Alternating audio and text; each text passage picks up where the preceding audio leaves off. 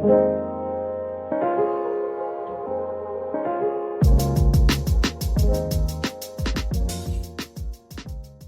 guys, welcome to Sensitive Queen Speaks, where we talk about anything and everything related to business, business owners, artists, creators, marketing, daily life struggles, self-care, and self-love. I am Jasmine, your host. Most of you may know me from JLou Rose, which is my small business. You can find me on Instagram, YouTube, TikTok. Anyways, let's get into it. Hey guys, welcome back to Sensitive Queen Speaks. We are on episode 9. One more episode from hitting the 10 episode mark. Isn't that crazy?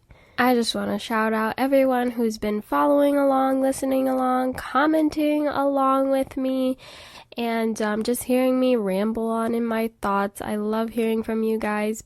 Please never hesitate to comment your thoughts below, and like I always say, my submissions are always open. You can email me at sqspodcast@gmail.com, or you can follow the link in my bio and submit your questions or anything you just want to talk about and remain anonymous, or you can state your name. So like a little update on me first. I was about to go meet one of my internet friends, and let's just say it didn't happen, sadly. I got off work around 12 and we were planning to head to a city near us, like 3 hours away, and so we were planning to leave around 1 at the latest. We left, and there was storms brimming where we were, but in the direction we were going towards wasn't rainy at all, so that was a good sign. Oh, first off,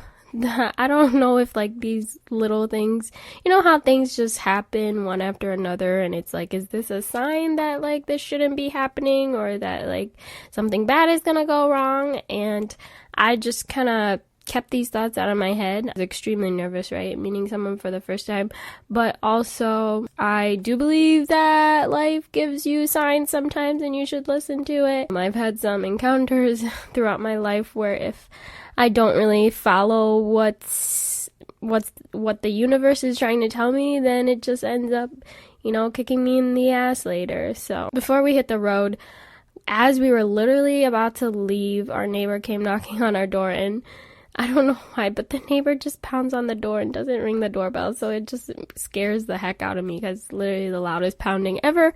But anyways, neighbor knocks on door. He's been meaning to cut this tree branch in our backyard, and the one time we were literally like on time, ready to go, neighbor asked to, cut it at this time. So he did his thing, and then we were ready to leave. Okay, we are 15 minutes into the drive. We start seeing the smoke in the sky, and it's like a lot of smoke, and then you see an ambulance go by, and then, we're still going, and then all of a sudden traffic has came to a stop. Everyone is in standstill, and we're like, okay, there must have been an accident. Accidents happen, and like we just happened to be either as it was happening, because I feel like the ambulances and stuff would be there already, maybe. I don't know, but it was just a fresh accident, right? We saw the smoke, ambulances came, traffic was at a standstill. We were like, okay, you know how traffic goes when there's an accident, it's gonna be stopped for a little bit, so we're just like thinking, we should start moving in a bit, right? 20 minutes go by, 30 minutes go by, 40 minutes go by, and it's pretty much an hour by now, and we still literally have not moved. We've been sitting in traffic. No one has moved, not even an inch. All you see are people coming from the front of wherever this accident is. They are coming backwards to turn around, because I'm guessing there was no turnaround point up there, and we were literally right next to the turnaround point.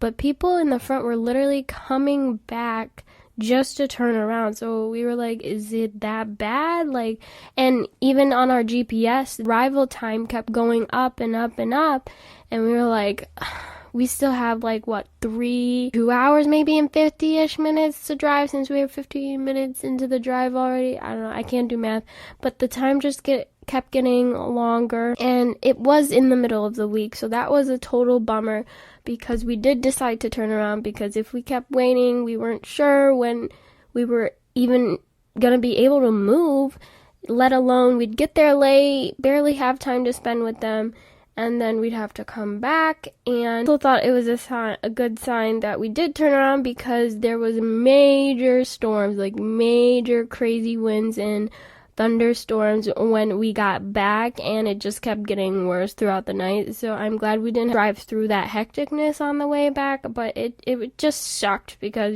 going there, we were on our way, and then this one thing stopped us, and it just sucked. But yeah, that was a bummer, but we did treat ourselves to a margarita and some Mexican food after, because we were starving. There's this Mexican restaurant literally right down the road from us, and their margaritas are literally the bomb, because you can have just one and you'll feel it immediately. Granted, I didn't have anything in my system. I don't think my boyfriend had anything in his system either, but I mean, we had the food that we were eating there already before the margaritas came. But it was really good, and I had some spinach dip, and I just love spinach dip, and steak, shrimp, and Mexican rice. It was good. It was a good time. Like a great, try and feel better because you tried, but the weather and life was just not working out. But there will always be another time, so I'm not worried that we won't try again to meet up. But that's what happened recently. Comment below if you've ever noticed the universe telling you whether to do something or not to go forward with something. Just little signs that you notice when you're having either a rough time, or just when something's about to happen, or if you're about to meet someone new, or just anything crazy you notice when something important is going on and you notice the universe telling you things. Have you ever had an experience like that? Anyways, lately I feel like I've been procrastinating a lot, in the sense of, I guess, putting up some new products and finishing some drawings, because I have a lot of drawings. Their line art is finished, but I just need to color it, or I need to produce something. I have these strawberry ghosties that I wanted to do as an art print, and it is ready to go. I just need to test it out on the paper, see if I even like it. I did try it out on a sweatshirt, but I feel like it's too plain without any words. I'm not sure. Then I also got the idea of using my strawberry ghostie as a bookmark. I recently have gotten back into reading, and there's this one book I'm reading called Love Theoretically by Ali Hazelwood, and it is so good. I have not been able to put it down. As I start reading, I literally just want to keep on reading more. It's so good that when I wake up in the middle of the night, I want to start reading some chapters because I want to know what happens next. It's been a while since I've read, and I can thank TikTok for that. Anyways, your girl has been procrastinating, but sometimes I think, is procrastinating a bad thing per se? I don't know, because sometimes, yes, in this sense it can be, but then also I feel like procrastinating can be a time for your creative energy and thoughts to brim. That's how I kind of viewed this procrastination period in my life, because I've been procrastinating my 2023 manifest tees, but I think it was a good thing because I thought of other colors to bring into the design, and I really liked how it turned out. If you're interested, go to my TikTok, go to my website. I have 3 new shirt colors for the manifest tees. There's one white one with a rainbow design. There's a light pastel green shirt. I love that so much. And then there's a light pink themed design that's really cute. And I really want to bring some crew necks with these because I tested out the pink on a crew neck and it looks so good. And that's also something I wasn't really planning on doing, was crew necks, but then I tested it out on that. I was like, ooh, this looks good. So I kind of think this procrastination session was not bad for me because I got inspired to try out other designs and just thought of more ideas, which, just adds on to the list of all the stuff I want to do. But then I just think I keep making my list longer, so it feels like I'm not even accomplishing anything, but I need to think like one step at a time. I'll get there when I get there, and it's not a bad idea to keep thinking about all these ideas because you never know when you're gonna bring it to life. I also kind of like it because I think when I feel like, I don't know if this is just me, but when I feel like I'm procrastinating, I almost feel like my mind and my body is telling me to take a break for a little bit because it's time. I've just been going, so I needed a little break and just don't put any pressure to no pressure to have to post or have to create something right away or have to have a certain date when this needs to be ready kind of thing. It just makes me fall in love with the process even more when I start getting back into it and start prepping, and like when I was making my manifest tees, printing the design out, getting everything ready on the shirt, actually making the shirt, it made me fall in love again, and just recording everything and seeing the end result, it's just so amazing to see the result and just think how much went into this. And just looking back, I don't know, I just really like looking back and looking at the process of making it, and it's like I've came this far and the limit is endless. Oh yeah, also another thing that happened while making these t-shirts, I used the wrong type of t-shirt. For a sublimation, you're supposed to have a certain amount of percentage for polyester in a shirt, usually like a good poly blend, poly and cotton blend to it. Original sample, I did have the correct shirt, and then when I bulk ordered some white t-shirts, I just somehow overlooked that. I don't know how or why that happened, but I didn't even notice it until I was done making all the t-shirts, and I was like, you gotta be kidding me. It was kind of a happy mistake. I did test it out in the washer and it did come out fine. Not mad because I really love how the green turned out, so I wouldn't have been able to try out that certain type of green if I didn't order these shirts. So I'm happy it happened, though it was a bummer at first, but everyone was supportive and everyone thought it was a happy mistake, so that made me really happy, and that made me more motivated to continuing it. Sometimes when I make mistakes, I literally just want to throw everything out in the trash, and I was like, there's no way I can put these in the trash. There's no way I can this cannot be a waste of time. These shirts are live on my website, jaylarose.com, or you can find them on my TikTok shop. But I just wanted to be totally transparent with everyone. It did work out in the end, so I'm glad for that. I don't know why, but why does procrastination or low motivation always happen right before before a product launch or sharing a new design? It's like that. It's like a fear that it won't be accepted or anything. No one will like it, but I gotta really stop putting those thoughts in my head because people do like my art, and I know you've probably heard me say this all the time, but it's just so hard sometimes. The support that you have from people really do help a lot. This just goes to show that no matter how long you've been doing something, been running a business, been making art, there are going to be mistakes along the way, no matter what, no matter how long you've been doing this. I've been doing this for how long now, and I made a mistake with the shirt ordering. That has never happened. I'm only human, and it's bound to happen again in the future. Not per se the shirt part of it, but something mistake-wise. We're always going to have mistakes, right? So that's a part of our journey. Also, since I've been into books a lot more lately, I've also been seeing a lot more quotes and saving them, and I just wanted to share them with you. I've always saved quotes.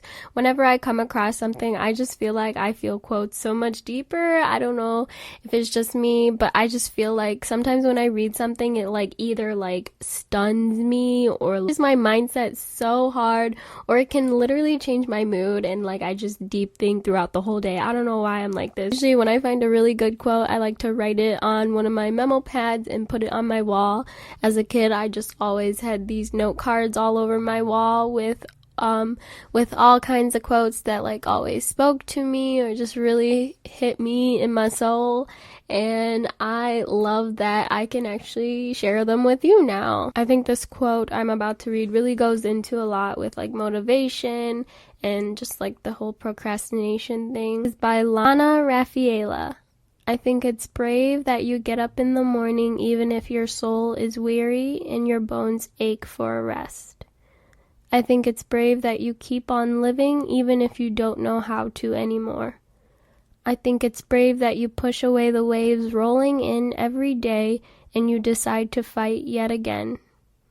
I know there are days when you feel like giving up, but I think it's brave that you never do. I know there's a lot of the times that we have rough times and we feel like the world is gonna end, but we don't give ourselves credit for how strong we are to keep going. That extra minute you live, that extra walk you take, that extra sentence you say, that literally you are so strong for keep going on, for keep moving, for keep going through your day, for keep on fighting through your emotions. It's just something to be so grateful for, and I think we sometimes forget about that. And literally, like, the thing I stress the most is like, we are so grateful to have woken up today. Like, nothing is guaranteed, tomorrow's not guaranteed. But there was also this one quote I came across, and I'm not sure where it's from, but I think it's from the book The Tears That Taught Me. It's by Morgan Richard Olivier, and it goes like this. You don't hate people. That's your pain talking. You love people. You hate the fact that the genuine strength of your love has been manipulated, mishandled, or misunderstood in the past, which makes you fearful to love and trust to that extent now. Boy, did this one hit me, because a lot of like past trauma has led me to thinking I hate people, but it's like the quote said, it's literally the pain talking. It's your self-defense mechanism because you don't want to get hurt like you have in the past, and that's why you can't trust others now, even though they could be like the greatest support, or they could really, not hurt you like people have done in the past. And it's just crazy how like we just generally think sometimes that something that hurt us in the past is going to hurt us again, which it possibly could, but also it deters us from giving other people a chance. I definitely relate so much to that one. Alright, so manifestation. Everything always works out for me. I'm so excited for how great today is going to be. I truly am the luckiest girl in the world. Sometimes I literally have to say this stuff to myself repeatedly when I'm going into work, because I just need some good energy when your girl is lacking good vibes for a work day, and it's a Monday, so we need some uplifting vibes, right? I exist within a universe of possibilities. I attract abundance. I have amazing strength within me. Beautiful things are coming into my life. I follow my dreams with passion and certainty. I love and approve of myself. I am right where I am supposed to be. I radiate positivity. I am grateful for my life. I am strong and confident. I am becoming the best version of myself. I am fearless. I am not my past. I am creating my own future. I trust in my abilities. I am gifted. The universe wants me to succeed. I am safe and secure. My thoughts become my reality. Alrighty, for those of you who don't know about self-love, self-care, I'm going to give you some tips, some ideas of how to practice self-love and self-care. Maybe you're doing it and you don't realize you are. Just try to be mindful of when you need some self-care and self-love. And I mean, hey, we probably need it every day, honestly. We do need it every day. We're humans. We need a little fuel to get us back to life again. 1. Learn to say no to things that don't serve you. 2. Make time for the things you love. 3. Distance yourself or let go of negative relationships. 4. Talk to yourself only with love and respect. 5. Declutter your home and workspace. I feel like I've been doing this a lot. 6. Let go of the past. 7. Have a healthy sleep routine. 8. Love your body. 9. Schedule self-love days to pamper yourself. 10. Try a new healthy recipe. 11. Practice self-love affirmations like we're doing right now. 12. Celebrate the little wins. 13. Take a walk outside. 14. Practice gratitude and appreciate the little things in life. 15. Plan a day or weekend getaway. 16. Clean up your social media accounts. 17. Learn or try something new. Get a new hobby. 18. Set goals for yourself. 19. Don't compare yourself to others. 20. Practice meditation. Alright, y'all. It's been a bit, but we do have a submission segment where you can send out your worries, your questions, anything you need advice on, or anything you want to talk about.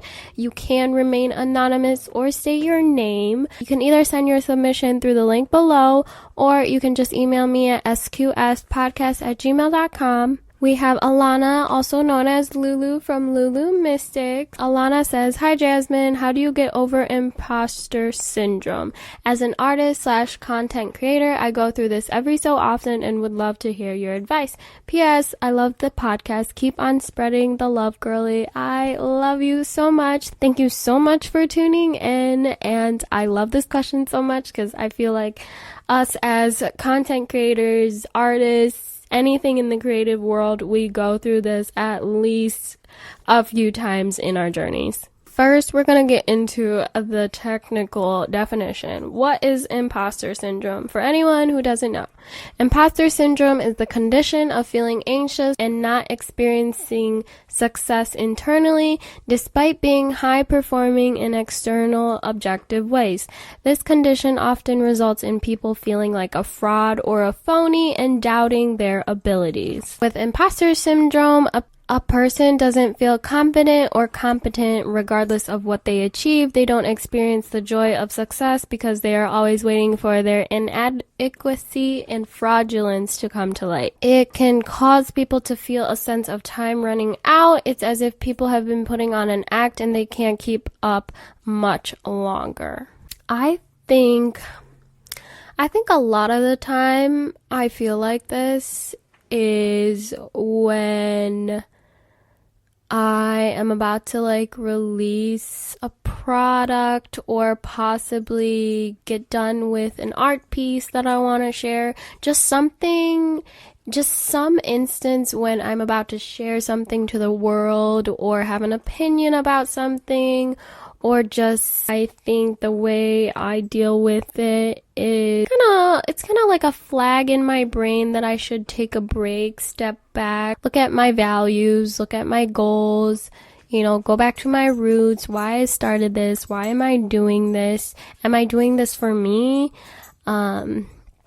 Basically, is this truly what I want to create? Is this what I want to do?